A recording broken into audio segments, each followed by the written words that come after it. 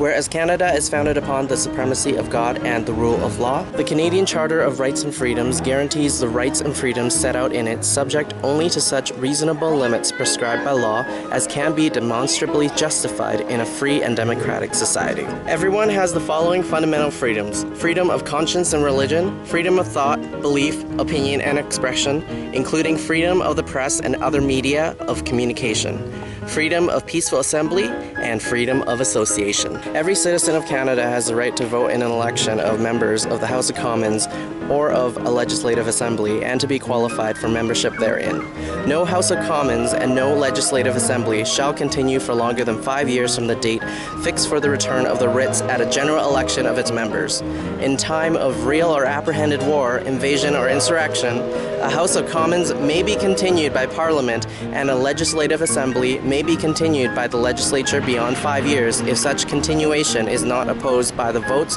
of more than 1/3 of the members of the House of Commons or the Legislative Assembly. As the case may be, there shall be a sitting of Parliament and of each legislature at least once every 12 months. Every citizen of Canada has the right to enter, remain, and leave Canada. Every citizen of Canada and every person who has the status of a permanent resident of Canada has the right to move to and take up residence in any province and to pursue the gaining of a livelihood in any province.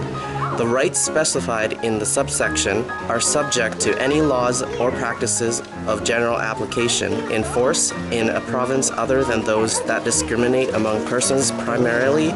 on the basis of province, of present or previous residence, and any laws providing for reasonable residency requirements as a qualification for the receipt of publicly provided social services, subsections, and do not preclude any law, program, or activity that has its object the amelioration in a province of conditions of individuals in that province who are socially or economically disadvantaged if the rate of employment in that province is below the rate of employment in Canada. Everyone has the right to life, liberty, and security of the person, and the right not to be deprived therefore, except in accordance with the principles of fundamental justice. Everyone has the right to be secure against unreasonable search or seizure. Everyone has the right not to be arbitrarily detained or imprisoned. Everyone has the right on arrest or detention to be informed promptly of the reasons therefor, to retain and instruct counsel without delay, and to be informed of that right. And to have the validity of the detention determined by way of habeas corpus, and to be released if the detention is not lawful. Any persons charged with an offense has the right to be informed without unreasonable delay or the specific offense, to be tried within a reasonable time, not to be compelled to be a witness in proceedings against that person in respect of the offense, to be presumed innocent until proven guilty according to law in a fair and public hearing by an independent and impartial tribunal, not to be denied reasonable bail without just cause, except in the case of an offense under military law tried before a military tribunal to the benefit of trial by jury where the maximum punishment for the offense is imprisonment for 5 years or more severe punishment. Not to be found guilty on account of any act or omission unless, at the time of the act or omission, it constituted an offense under Canadian or international law or was criminal according to the general principles of law recognized by the community of nations. If finally acquitted of the offense, not to be tried for it again. If finally found guilty and punished for the offense, not to be tried or punished for it again. And if found guilty of the offense, and if the punishment for the offense has been varied between the time of commission and the time of sentencing to the benefit of the lesser punishment. Everyone has the right not to be subjected to any cruel, unusual treatment or punishment. A witness who testifies in proceedings has the right not to have any incriminating evidence so given, used to incriminate that witness witness in any other proceedings, except in a prosecution for perjury or for the giving of contradictory evidence. A party or witness in any proceedings who does not understand or speak the language in which the proceedings are conducted or who is deaf has the right to the assistance of an interpreter. Every individual is equal before the law and under the law and has the right to the equal protection and equal benefit of the law without discrimination, and in particular without discrimination based on race, national or ethnic origin, color, religion, sex, age, or mental or physical disability. Subsection does not preclude any law, program, or activity that has its object the amelioration of conditions of disadvantaged individuals or groups, including those that are disadvantaged because of race, national or ethnic origin, color, religion, sex, age, or mental or physical disability. English and French are the official languages of Canada and have equality of status and equal rights and privileges as to their use in all institutions of the Parliament and Government of Canada. English and French are the official languages of New Brunswick and have equality of status and equal rights and privileges as to their use in all institutions of the legislature and government of New Brunswick. Nothing in this charter limits the authority of Parliament or a legislature to advance the equality of status or use of English and French. The English linguistic community and the French linguistic community in New Brunswick have equality of status and equal rights and privileges, including the right to distinct education institutions and such distinct cultural institutions as are necessary for the preservation and promotion of those communities. The role of the legislature and government of New Brunswick to preserve and promote the status, rights, and privileges referred to in subsection is affirmed. Everyone has the right to use English or French in any debates and other proceedings of Parliament. Everyone has the right to use English or French in any debates and other proceedings of the legislature of New Brunswick. The statutes, records, and journals of Parliament shall be printed and published in English and French, and both language versions are equally authoritative. The statutes, records, and journals of the legislature of New Brunswick shall be printed and published in English and French, and both language versions are equally authoritative. Either English or French may be used by any person in or in any pleading in or process issuing from any court established by Parliament. Either English or French may be used by any person in or in any pleading in or process issuing from any court of New Brunswick. Any member of the public in Canada has the right to communicate with and to receive available services from any head or central office in an institution of the Parliament or Government of Canada in English or French, and has the same right with respect to any other office of any such institution where there is a significant demand for communications with and services from that office in such language, or due to the nature of the office, it is reasonable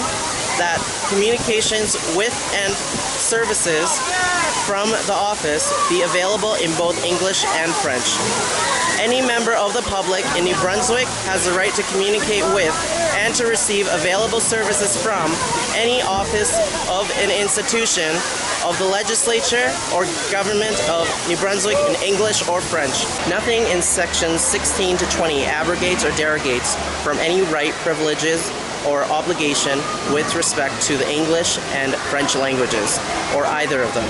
that exists or is continued by virtue of any other provision of the Constitution of Canada. Nothing in sections 16 to 20 abrogates or derogates from any legal or customary right or privilege acquired or enjoyed either before or after the coming into force of this charter with respect to any language that is not English or French.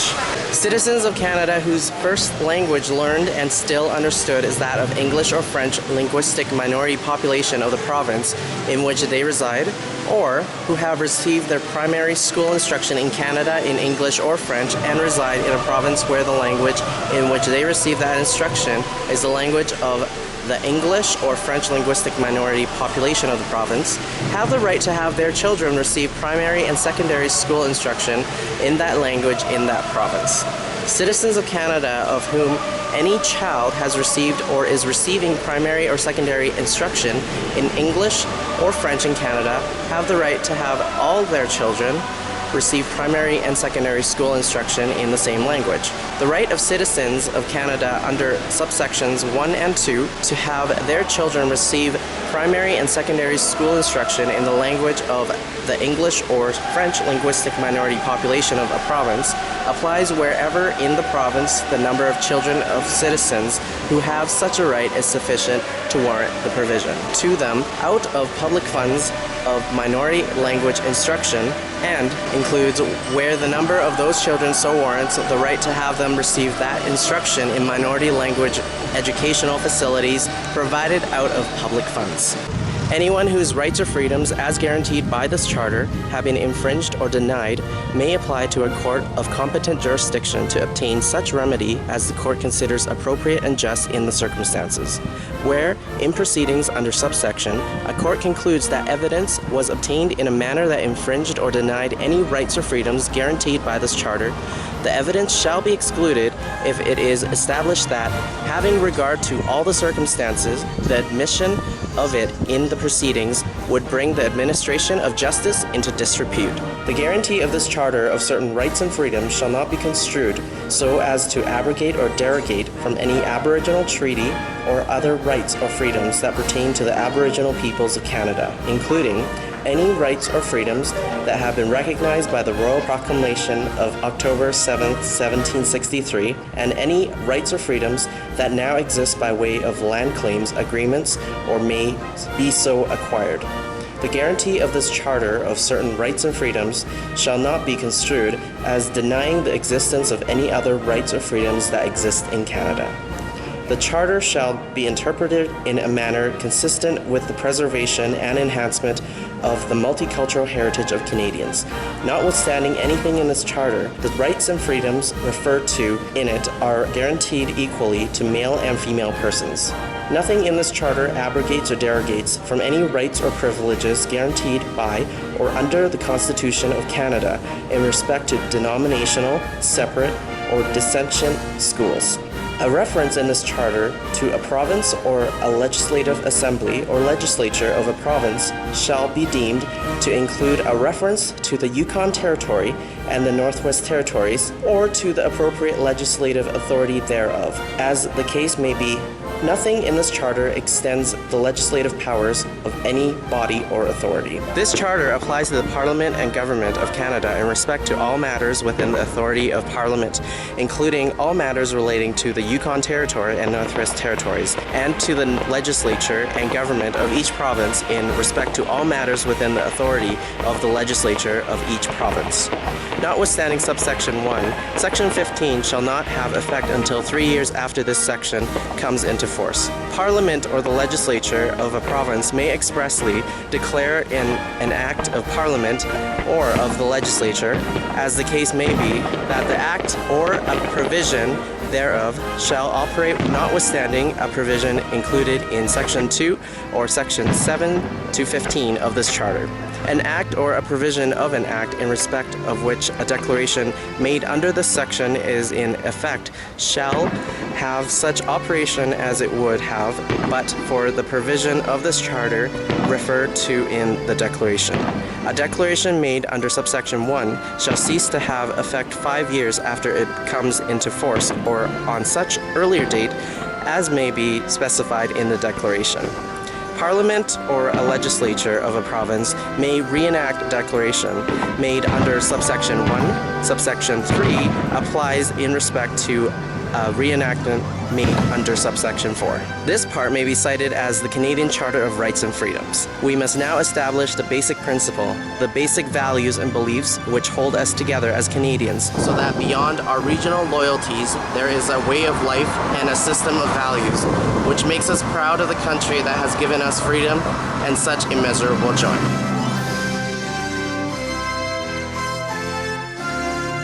And that's my latest YEGventure. Thanks for watching. If you like this video, share, comment, like, and subscribe for more. You can also follow me on Twitter or my second channel with daily vlogs.